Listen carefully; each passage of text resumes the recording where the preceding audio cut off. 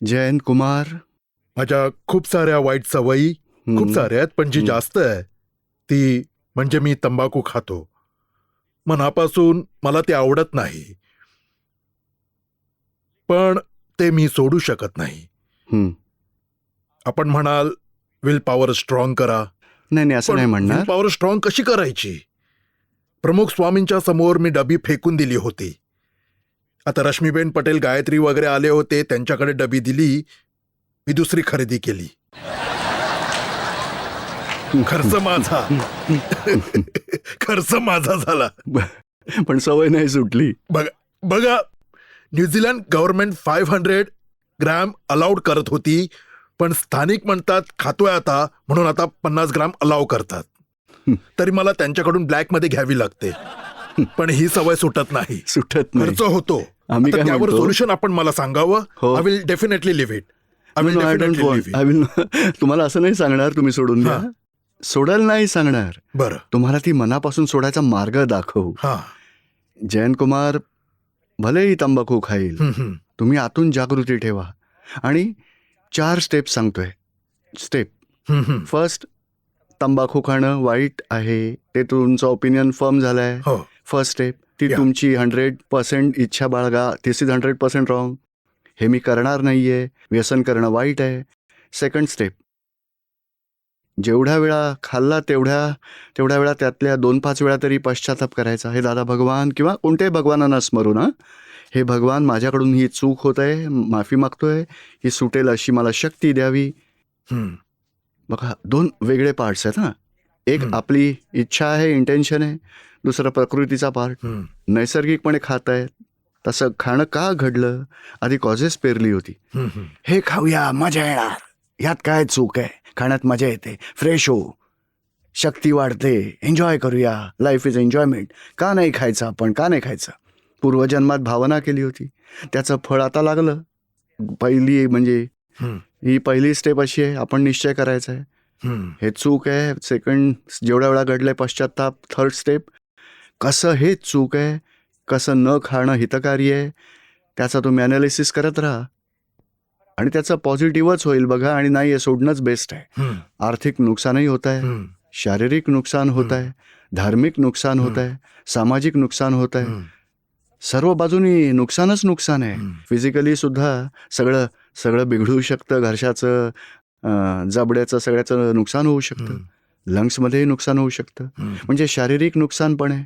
कोणत्याही धर्मात असं काही अलाउड नाही आहे, पण आपल्याही सत्संगाच्या वेळी, चालू सत्संगात जरा थोडं उडून येतं, जरा मजा येत नाहीये. आपल्या सत्संगात ब्रेकही येतो. म्हणजे याचा अर्थ असा झाला की थोडीशी आता उद्या ब्लॅक मध्ये घेऊन नको जाऊ ना. नाही, जे काही करायचं जा. थोडीशी शिल्लक आहे, ती वापरून नंतर सोडून देऊ. नाही, जे काही करायचं ते करा. पण तिसरा, आता चौथा पॉईंट, आता तुम्ही तर जाहीरपणे सांगितलंय चूक आहे, आपली कबुली दिली. You are not protecting your mistake. If I can leave it, well, it's a thankful. I am thankful to you sir. हा, पण आम्ही काय म्हणू, आणि सर्वात आधी तर हे सांगायचंय की आमची जी सून आहे ती दादा भगवानांना मानणारी आहे. ती मला खूप रागवते, म्हणते पप्पा काय करताय आता तुम्ही काय, हे? कुठे आहेत त्या सुनबाई? हातवर करा. कुठे आहेत? हातवर कर. आता मी दुसरा मार्ग सांगतो. या आपल्या झाल्या 4 स्टेप्स. आता तुमच्या सुनेनी करायच्या. तुम्ही त्यांना रागवणं बंद करा. एकही शब्द बोलायचा नाही, अक्षरही नाही. आणि त्यांना एवढंच विचारायचं, तुम्हाला आवडतं का? ते स्वतःच सांगतील मला नाही आवडत, मला सोडायचं आहे. मग संपलं सगळं. आता त्यांना असं विचारायचं, तुम्ही शक्ती मागता का? रोज मागा शक्ती. हे दादा भगवान, हे व्यसन मला अजिबात आवडत नाही, मला ही माझी चूक वाटते, मी माफी मागतो, ही सुटावी अशी मला शक्ती द्या. आणि तुम्ही त्यांच्या शुद्धात्म्याकडे प्रार्थना करा की शुद्धात्मा भगवान, जैन भाऊंना शक्ती द्या, त्यांची व्यसनातून सुटका व्हावी. कोणी मित्र तर नाही ना खायचा आग्रह करणारा? तुम्हाला आतून हे सगळं नाही, मेवणा होता, तो आला होता. I think it started in 1962 when I was studying in Vallabh Vidyanagar. Property science मध्ये शिकत होतो तेव्हा चालू केलं. हा, पण आता फ्रेंड नाही ना खायचा आग्रह करणार. फुकटचे खाणारे तर खूप आहेत, पण खायला घालणारं कोणी नाहीये. हे खाणं आणि खायला लावणं बंद करा. अरे खायला लावणं बंद करा. खाण्याचं तर नंतर आपोआप सुटणार आहे. कारण आता मी ब्लॅक मध्ये घेतो म्हणून सांगून टाकतो की बाबा मी धर्मादायी नाही देणार आहे, मेहरबानी करून मागू नका, असं मी सरळ सांगून टाकतो. बाबा बघा, तुम्हाला आवडत असेल, तुमची इच्छा असेल तर तुम्ही खरेदी करून खाऊ शकता. मला ही सवय सोडायची आहे, मी का सपोर्ट करू तुम्हाला, असं बरोबर. सांगायचं. राईट तरी सर. एखाद दुसऱ्या दिवशी घेतलं तर सोडून द्या, पण हळूहळू आपल्याकडून काय करायचं आता, तर माझी इच्छा नाहीये आणि तुम्ही पण तोच मार्ग अंगीकारावा आणि रोज शक्ती मागाय, भगवान हे वाईट आहे, हे सुटावं, अशी शक्ती द्यावी, वाय दिस इज रॉंग. त्यासाठी अनालिसिस करा की हे नुकसान होत आहे, अशा प्रकारे नुकसान होत आहे, हे वाईट आहे, 100% रॉंग आहे, ह्याला पाठिंबा द्यावा असं काहीच नाही आहे, यातून सुटकाच व्हायला हवी, असा रोज निश्चय करायचा. रोज 5 मिनिटं 10 मिनिटं काढा. 5 मिनिटं काढू शकता की नाही? हो. बघा, रोज 5 मिनिटं 10 मिनिटं काढा. हे दादा भगवान, हे चूक आहे, मी माफी मागतो, मला क्षमा करा, यातून माझी सुटका होईल अशी मला शक्ती द्या. हा, ही सर्वात वाईट गोष्ट आहे. लहान सहान इतर सवयी पण आहेत. जे काही तुम्ही सांगितलं की मांस मटण खाणं पाप आहे, आताच मी ऐकलं सर्वांना पाप लागतं, कत्तल करणाऱ्यांना, घेऊन जाणाऱ्यांना, खाणाऱ्यांना. सर्वात तरी जास्त ते खाणाऱ्यांना जास्त लागतं ना. हा, खाणाऱ्याला. पण कधी कधी असे मित्र भेटतात, कधी असतात बरोबर, तेव्हा मी खातो. नाही, पण मग एवढं बघा, कारण नोबडी विल से, कोणीच स्वतः तोंडावर सांगणार नाही, मी स्वतः ते. हो, कारण मला चांगलं आहे, त्याची म्हणून सल तुम्ही आता वाटते. आणि तुम्ही मनापासून एवढा निश्चय करा, या 3 गोष्टीतून सुटायचं, बस. या 3ही गोष्टीतून सुटायचं असा निश्चय करा. म्हणजे आता तुम्हाला कुणाची कुसंगत मिळाली तर शांतपणे मग सांगायचं की नो सॉरी, आता माझी इच्छा नाहीये, मला यातून ॲटलिस्ट या 2 गोष्टीतून, एक तंबाखू शिवाय 2 गोष्टींमध्ये सपोर्ट करूच नका. त्या मित्रांना सांगायचं तुमच्याबरोबर चहा नाश्ता करीन, बाकी दुसरं काही टच नाही करणार. बरोबर. आणि एक म्हणजे हे सगळं हळूहळू मागे पडेल का? बरोबर आहे. जय सच्चिदानंद. सर, शेवटचा प्रश्न आहे. I am sorry to say, last question, जो राहिला अर्धा आत्म्याच्या विषयी. आत्मा, ईश्वराने किती आत्मे बनवलेले आहेत? माणसाचा समजा माझा देहांत झाला तर माझा आत्मा दुसऱ्यात जाईल. नाही बघा, म्हणजे आत्म्याचं स्टोरेज काहीतरी आहे भगवंतांच्या जवळ स्वतःच. वरती भगवान बसलेले नाहीयेत. वरती भगवान असे बसलेले नाहीत की सगळ्यांना इकडे पाठवतील तिकडे पाठवतील, ट्रॅफिक कंट्रोल करणार नाही. बरं. वॉचमन म्हणा किंवा सिक्युरिटीवाले म्हणा किंवा पोलीसवाले किंवा जजमेंट देणारे जज, असं काही नाही. भगवान आपल्या अंतरंगातील आत्मा, तोच भगवान आहे. बरं. वरती कोणी भगवान नाहीच आहे कंट्रोलर. आता होतंय काय, action and reaction. He world action आहे, आपण ॲक्शन करतो, आपल्याला रिॲक्शन भोगावी लागते, एवढंच जगाचं वास्तव आहे. जर तुम्ही पायऱ्यांच्या विहिरीत गेलात, म्हटलं तू चोर आहेस, तर त्याचा इको येईल, तू चोर आहेस, तू चोर आहेस, तू चोर आहेस. मग तुम्हाला वाटेल की मी असं का म्हणतोय, तर आपण काहीतरी बोललोय त्यामुळे प्रतिध्वनी आला. तर तू राजा आहेस, मग तू राजा आहेस, तू राजा आहेस, तू महाराजा आहेस, प्रतिध्वनी येईल तू महाराजा, म्हणून आपल्याच कॉजेसचे आपल्याला परिणाम भोगावे लागतात. बाकी भगवान काही देणाराही नाही आहे, घेणाराही नाही आहे, कंट्रोलरही नाही आहे. कोणाला काही सद्बुद्धी देणं किंवा दुर्बुद्धी काही देणं ते भगवंताचं कामच नाही आहे. भगवान वितरागी आहेत. श्रीकृष्णाने स्वतः सांगितलंय गीतेमध्ये, न कर्तृत्वम न कर्माणी लोकस्य सृजती प्रभू, न कर्मफळ संयोगम स्वभाव वस्तू प्रवर्तते. माणसाच्या कर्तेपणात, मनुष्याच्या कर्मफळात किंवा मनुष्याच्या कर्मात प्रभूंनी दखल दिलीच नाहीये. जग हे स्वाभाविकपणे चाललंय. स्वाभाविक म्हणजे काय, आपली जेवढी ॲक्शन तेवढी आपल्याला रिॲक्शन येते. आपण वितराग झालो. श्रीकृष्णाने अर्जुनाला हेच सांगितलं, म्हणाले की तू वितराग हो, तू निर्भय हो. That is ultimate goal of this life. वितरागी झाले, आपली ॲक्शन मग बंद होईल, आपल्याला रिॲक्शन येणं पण बंद होईल. बघा, पूर्वीच्या ॲक्शनसाठी रिॲक्शन येत राहतील, नव्या ॲक्शन बंद झाल्या तर नव्या रिॲक्शन नाही येणार. मग त्याला मोक्ष म्हणता येईल, तमाम दुःखांपासून मुक्ती त्याला म्हणता येईल. याचा अर्थ असा झाला की जो आत्मा, देहांतानंतर आत्मा जो आहे एखाद्या दुसऱ्या देहात निघून जातो, ते सांगतो तुम्हाला. याचा अर्थ म्हणजे हा झाला की माझा आत्मा एखाद्या गाढवात पण जाईल, असंही होऊ शकतं ना. बघा, आता स्वाभाविकपणे म्हणजे काय, गाढवाचा जन्म कोणाला मिळतो सांगतो तुम्हाला. विषय विकार, अणहक्क, नवरा बायकोशिवाय बाहेरची लफडेबाजी करणारा, किंवा जर अणहक्काचे विषय असतील, अणहक्काची लक्ष्मी असेल, तर गाढव, कुत्रा यांचा जन्म मिळतो. बघा, निम्न स्तर. बरोबर. आणि कोणालाही दुःख नाही देत, नवरा बायकोच्या रिलेशनमध्ये सिन्सिअर आहे, बाहेर कोणाबरोबर गडबड करत नाही, मग उच्च मनुष्य जन्मात परत येईल. मनुष्याचा मानवतेचा सिद्धांत पाळत असेल तर मनुष्यात येईल. पाशवी स्वभाव झाला तर पशुमध्ये जाईल. मानवतेचा सिद्धांत कशाला म्हणतात, मनुष्याचा स्वभाव कशाला म्हणतात, मानवता कशाला म्हणतात, समजा माझ्या खिशातून माझं पाकीट पडलं, माझं 2,000चं नुकसान झालं, तर मला आवडेल का ते? मला ते नाही नाही आवडणार. आवडणार. तसं मला रस्त्यात एखाद्याचं पाकीट जर मिळालं, पर्स $2,000ची आहे समजा, आता ह्याचा मालक कोण आहे, त्याच्यापर्यंत मी ती पोचवायला हवी. मी वापरेन, मजा करेन, ती माणुसकी नाही आहे, त्यात पाशवी पण आहे. मला क्रोध येतो, पण कोणी केला तर ते आवडत नाही. मी कोणावर क्रोध करू नये. आणि मग आणि क्रोध येतो तेव्हा माझ्या लक्षात यायला हवं की माझ्यावर कोणी क्रोध केला अशा प्रकारे, तर मला ते आवडत नाही. मग मी कोणावरही क्रोध नाही करणार. ती माणुसकी आहे. ती माणुसकी माझी बायको असेल किंवा माझा मुलगा मुलगी, माझी मुलगी आहे, माझी आई आहे, कोणाची वाईट नजर त्यांच्यावर मला नाही आवडणार. म्हणून मी कोणाच्या बहिणीवर, बायकोवर किंवा आईवर वाईट नजर ठेवता कामा नये. ती माणुसकी आहे. आणि वाईट नजर ठेवणं ती पाशवीपणा. त्या पाशवीपणामुळे पशुजन्म आहे. आणि दैवी संबंध मग कशाला म्हणतात सांगा मला? दैवी संबंध कशाला म्हणतात माहिती आहे का? दैवी स्वरूप, दैवी गुण कशाला म्हणतात? 10 वेळा त्याने अपकार केले तरी तो स्वतः उपकारच करतो. 10 वेळा त्याने आमचं नुकसान केलं, माझ्यावर वेळ आली होती, पण आता त्याला काही प्रॉब्लेम आला तर मी त्याला मदत करायला जाईन. तो दैवी गुण आहे. बरं. आणि नवरा बायकोमध्येही ब्रह्मचर्याचं पालन आहे, तो दैवी गुण आहे. जेवणाचं ताट समोर येतं तरी खायची इच्छा न होणं, हा दैवी गुण आहे. बाहेर तर खातही नाही, कुठूनही हॉटेलमध्ये, घरी खाण्याबाबत संयम ठेवतात. नवरा बायकोमध्ये हाही दैवी गुण आहे. पैशांच्या बाबतीतही चला डोनेशन देतो, स्वतःच्या गरजेपुरताच पैसा ठेवतो, जास्तीचे पैसे चॅरिटीसाठी वापरतो, तो उच्च गुण आहे. नीतीने प्रामाणिकपणे करतो पैशांचे ते व्यवहार, म्हणजे हे चांगले गुण आहेत. तो दैवी गुण आहेत, उच्च आहेत. म्हणजे 3 प्रकारचे हे गुण झाले: दैवी गुण, मनुष्याचे गुण आणि पाशवीपणा. आणि चौथा अनर्थ हेतू. एखादा अशा तलावामध्ये विष टाकलं ज्यामुळे 100 माणसं मेली. काय तर मजा वाटते, गावकरी अरे काय मजा आली, म्हणजे काही हेतू नाही आहे त्याचा, काही फायदा पण नाही. पण एक माणूस, मूल त्याचं उपाशी म्हणून शिकार करतो, त्या मुलाच्या भुकेसाठी, त्याच्या खाण्यासाठी, पण त्यात त्याचा हेतू आहे.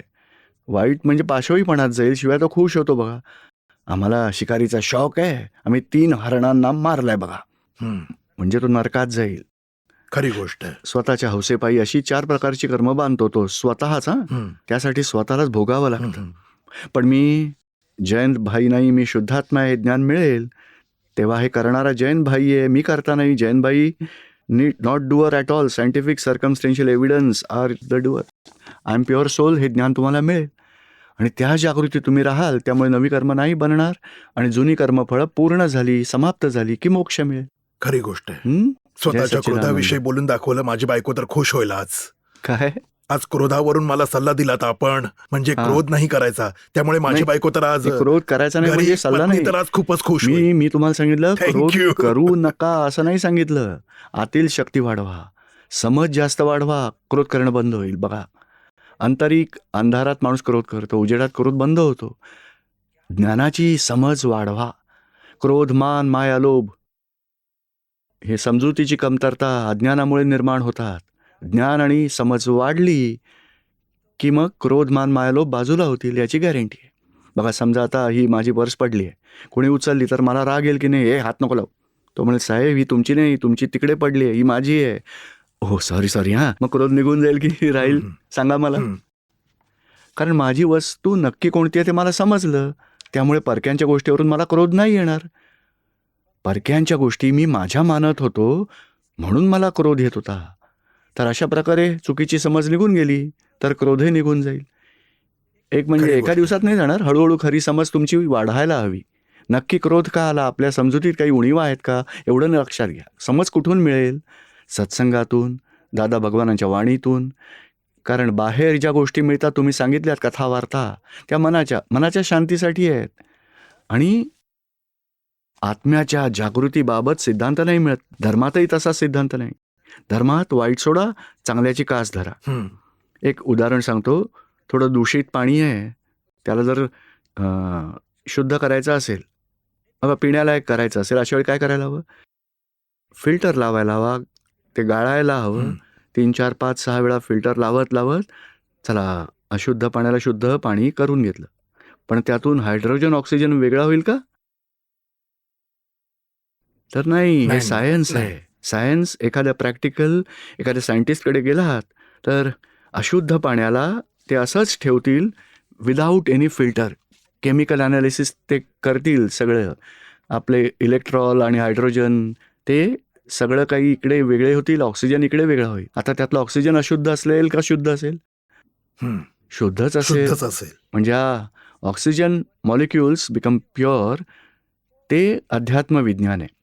आणि अशुद्ध पाण्याला निर्मळ बनवणं तो धर्म आहे. हम्म, धर्मात मिक्सचर असतं. डिस्टिल वॉटर जेवढं प्युअर आहे असं प्युअर वॉटर नाही पिऊ शकत. हम्म, थोडीशी या. भेसळ असायलाच हवी. 5% हे आहे, या. 2% ते आहे, 0.1% हे आहे. तरी त्या पाण्याला शुद्ध पाणी असं म्हणतात, पिण्यायोग्य. म्हणजे हा व्यवहार धर्म याला म्हणतात. त्याच्यासारखा व्यवहार साऱ्या ग्रुप्सना समाधान मिळत असेल तर तो धर्म. अध्यात्मात there should not be any condition. समजतंय आता? या. आणि इथे अध्यात्म विज्ञान आहे. धन्यवाद sir. Thank you sir. Thank you. Okay. Adi Golchha बोला. दुनियेत एवढे धर्म आहेत, सगळे आपापल्या रिलिजनला मानतात. कोणाकडेच 100% ॲश्युरिटी नाही आहे की त्यांचाच धर्म अचूक आहे. जर तशी शाश्वती असेल तर साऱ्या दुनियेने त्या रिलिजनला का नाही, म्हणजे का मानत नाहीत? हम्म. खात्री नाही आहे, म्हणूनच त्याचमुळे एवढ्या साऱ्या थेअरीज आहेत. म्हणून ॲश्युरिटी नसताना असे कसे काय फॉलो करू शकतो आपण कोणत्याही रिलिजनला? बरं, तुम्ही कोणत्या क्लासमध्ये शिकताय? 7th. 7th. मग ते आधी 6वीची इयत्ता होती ना शाळेत? 5वीचाही वर्ग होता ना? होय. 5thचा होता, 4thचा होता, 3rdचा होता, 2रीचा, 1लीचा. प्ले ग्रुपही होता, KG होती, senior KG, junior KG. Play म्हणजे आता 5वी, 6वी, 7वीत आलात तर आधीच्या वर्गांची गरज आहे का गरज नाही आहे? नाही. गरज आहे की नाही इतरांसाठी? दुसऱ्या हां. मुलांसाठी आहे ना. मग हां. तुमच्यासाठी गरज नाही. पण हां. तुम्हाला 7वीतच कायम राहायचं आहे का 8वीतही जायची इच्छा आहे? सांगा. नेक्स्ट इयर, पुढच्या वर्षी. 8वीत जायची इच्छा आहे. हां, 8वी नंतर आणि काही आहे का पुढे? हां. कुठपर्यंत असेल? 9वी असेल, 10वी असेल, 11वी आहे, कॉलेज आहे, PhD असेल. पण बाहेर तर पडावंच लागेल की नाही? मग कोणत्या वर्गाला, कोणत्या स्टँडर्डला तुम्ही करेक्ट मानणार? कोणत्या स्टँडर्डला तुम्ही चुकीचं ठरवणार? 100% कोणतं स्टँडर्ड करेक्ट आहे? 7 इज 100% करेक्ट और 6 इज 100% करेक्ट? कोणतं स्टँडर्ड? का नाही, तुम्ही ज्या स्टँडर्डमध्ये आहात ते तुमच्यासाठी आत्ता योग्य आहे. आणि 5वीमध्ये असलेल्यांसाठी 5वी स्टँडर्ड करेक्ट आहे. प्ले ग्रुपवाल्यांसाठी प्ले ग्रुप करेक्ट आहे. त्या प्ले ग्रुपवाल्यांना 7thमध्ये आपण नाही बसवू शकत, कारण त्यांची डेव्हलपमेंट वेगळी होती आहे. आणि KGवाल्यांना तुम्ही 4thमध्ये नाही बसवू शकत, त्यांना नर्सरीमध्येच ठेवावं लागतं. समजते आता हे? तसंच या जगात धर्माची वेगवेगळी स्टँडर्ड्स आहेत. आणि वेगळी स्टँडर्ड एका स्टँडर्डमध्ये सगळे लोक नाही बसवू शकत, कारण सगळ्यांची प्रगती वेगवेगळी असते. आता समजा काही माणसं आहेत, समजा 5 लाख 10 लाख लोक आहेत, त्यांच्यासाठी एक धर्म बरोबर आहे, दुसरा धर्म इतरांसाठी बरोबर आहे, तिसरा धर्म तिसरं स्टँडर्ड आहे, 3rd स्टँडर्ड. त्यात तिसऱ्या इयत्तेत खूप सारी मुलं असतील. बघा, वेगवेगळ्या अंडरस्टँडिंग लेवलमुळे वेगवेगळी स्टँडर्ड्स आहेत धर्माची सुद्धा. There are 360 degrees. माहिती आहे, एका वर्तुळात 360 डिग्री असतात. म्हणजे ग्रुप आहे, 60 डिग्री, 62, 121, 122, 180 असे ग्रुप आहेत. Exactly each and every degree. आता त्यातले 2-5 डिग्रीवाले एकत्र येऊन एक धर्म बनतो. त्यात बरेच लोक समाविष्ट आहेत. ख्रिश्चनिटी म्हणजे 1 to समजा एक 60 डिग्रीचा असेल, त्याला 0 to 60 मग कितीतरी डिव्हिजन्स आहेत, 500, 200 डिव्हिजन्स. कारण बघा, प्रायमरीमध्ये सुद्धा KG असते, 1st स्टँडर्ड, 2nd स्टँडर्ड. नंतर सेकंडरीमध्ये वेगवेगळे येतात, 7वी, 8वी, 9वी, 5वी, 6वी, 7वी, 8वी. सेकंडरीमध्ये हे सगळं येईल. Higher सेकंडरीमध्ये 9th, 10th, 11th, 12th येतील. म्हणजे अशा काही फरकांच्या ग्रुपसाठी वेगवेगळ्या इयत्ता आहेत बघा सगळ्या. मग कसं कळेल की कोणाची प्रगती सर्वात वरची आहे? आता प्रगती प्रत्येकाची, आता तुमची 7th स्टँडर्डमध्ये तुम्ही शिकताय तर तुम्हाला हेच फिट असेल. आता बघा, तुम्ही 8वीत जाल तेव्हा तुम्हाला वाटेल की मला यात मजा येत नाही आहे. 6वीत तर मला याची गरजच नाही वाटत. असं स्वतःला कळतं की मला हे आवडत नाही आहे. नाही का, हे भाऊसाहेब म्हणाले ना, कथा वार्ता मला आवडत नाही, म्हणजे याचा वर्ग वेगळा. आता इथे आल्यावरती आता वाटतं की हां, इथल्या गोष्टी करेक्ट आहेत, म्हणजे ह्या वर्गातले आहेत ते, हा वर्ग मिळत नव्हता त्यांना, ह्या वर्गासाठीचं कॉलेज नव्हतं तिथे. मग मेडिकलचं ते होतं, इंजिनिअरिंगचं आहे, कम्प्युटर कॉलेजचं आहे. पण आउट ऑफ स्टँडर्ड जायचं ते शेवटचं आहे. 360 डिग्री समाप्त होते तेव्हा आउट ऑफ स्टँडर्ड जातो आणि 300 डिग्रीपासून आध्यात्मिकता सुरू होते. 300 पासून 360 अध्यात्मामध्ये सुद्धा डेव्हलपमेंटच्या वेगवेगळ्या आहेत, पण 300 पासून सुरू होतात, 360 मध्ये PhD पूर्ण होते, नंतर आउट ऑफ PhD जाल. ते शिक्षण पूर्ण करून नंतर बिझनेस कराल, इतर काही कराल, असंच असतं ना कॉलेजमध्ये. तसं इथेही अभ्यास करावा लागतो बघा, वितरागी व्हावं लागतं. तोपर्यंत तुम्हाला कोणत्याही धर्मात असा त्याला करेक्ट मानलं जातं, तो धर्म राहील. त्याचा बघा प्रायमरी इज करेक्ट, त्याचं प्रिन्सिपल आहेत, त्याचे टीचर्स आहेत, त्याच्या क्लासचे स्टुडंट्स आहेत, त्यांचा अभ्यासक्रम आहे, तो असतोच असतो. तसा प्रत्येक धर्मासाठी सिलेबस आहे, त्याचे विद्यार्थी आहेत, टीचर्स आहेत, त्याचे प्रिन्सिपल असतात. भगवान कृष्ण प्रिन्सिपल आहेत, सहजानंद स्वामी प्रिन्सिपल आहेत, क्राइस्ट भगवान प्रिन्सिपल, खुदा प्रिन्सिपल आहे, दादा भगवानांसारखे प्रिन्सिपल आहेत, सिमंदर स्वामी प्रिन्सिपल. टीचर्सही आहेत त्यांचे आमच्यासारखे लोक बघा, मॉनिटर टीचर वेगवेगळे असतील, गुरु आणि शिष्यसुद्धा असतात, ऐकण्यासाठी येतात, फॉलोसुद्धा करतात त्यांना, त्यांचा सिलेबससुद्धा असतो. असे वेगवेगळे अभ्यासक्रम आहेत दुनियेत. म्हणजे एखाद्याला 100% करेक्ट, ती डिग्री असणाऱ्यांना, त्या क्लासमध्ये बसणाऱ्याने ते 100% बरोबर मानायला हवं. तो जेव्हा हायर स्टँडर्डमध्ये जाईल तेव्हा त्या स्टँडर्डला तो करेक्ट मानेल, पण दुसऱ्या स्टँडर्डना त्यानं चुकीचं म्हणू नये. त्याला हे समजायला हवं की इतर मुलांसाठी ती इयत्ता गरजेची आहे. समजताय का आता?